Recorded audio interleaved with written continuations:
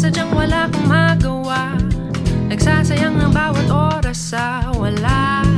Hala, na-search mo ng lahat sa internet, naubos na ang load sa kakatext.